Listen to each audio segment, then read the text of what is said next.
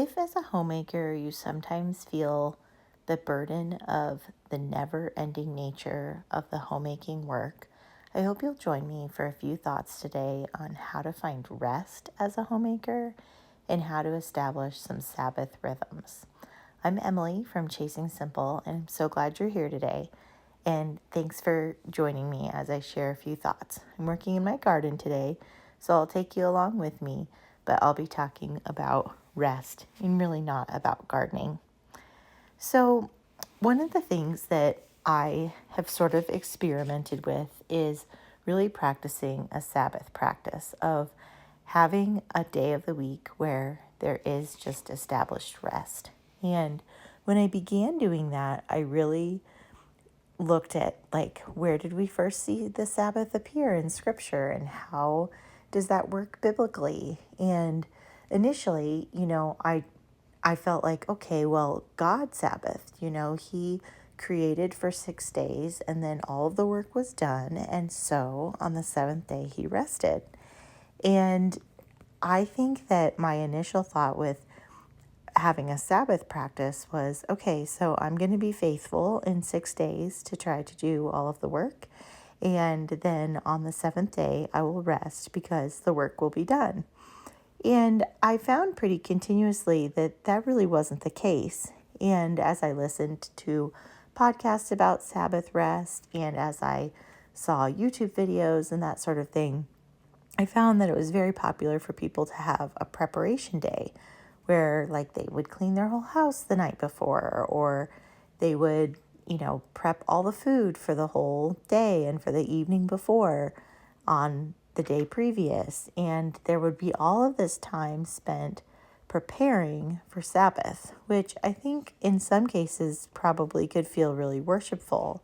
But when I tried that, then I just found myself really burning the candle at both ends and staying up really late the night before what was supposed to be the Sabbath because I was just feeling like, okay, I've got to get all the work done.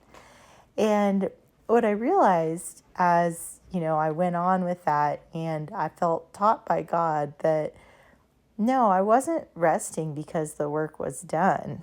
That's why God rested, because the work was done and he's God. He's the one that finishes it. But for us, what we're doing is we're trusting the Lord on the seventh day, whether or not the work is done.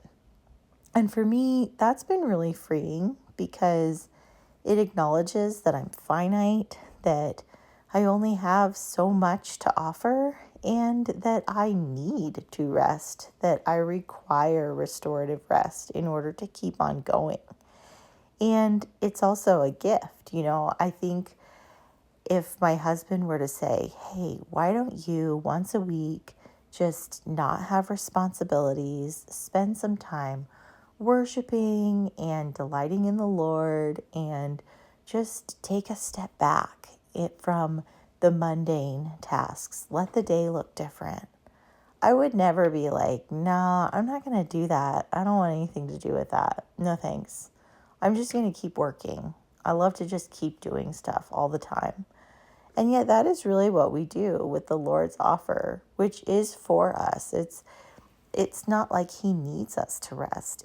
We need to rest. And so it's a beautiful offer that he gives us that I think very often we kind of reject. And so I want to encourage you with that and encourage you to consider it and to consider that this idea of Sabbath rest doesn't even have to be limited to a day. I mean, I think as moms, any day you're going to be doing work. There are still diapers to be changed and accidents to take care of and bottoms to wipe. And sorry, all of the examples are related to children's bathrooming, but it seems like there is a lot of that even on the Sabbath. And so I think given that that's the case, sometimes it can feel like, well, where's my rest? And I think that you can really find rest in pockets throughout the day. And so rather than just thinking of there being one day of the week, maybe think of there being 1 hour of the day or 15 minutes of the day or these moments of rest within your day. And, I really would encourage you to do your housework in front of your children and in front of your family. Don't let their rest and sleep time be time that you then spend scurrying around and trying to clean everything and do every load of laundry, because it all will be undone a few minutes after they wake up. And that doesn't mean that the work shouldn't be done. I think the work absolutely needs to be done. But do it in front of your children. Do it with your children. It's a wonderful teaching opportunity for them to understand kind of how to do that work with you.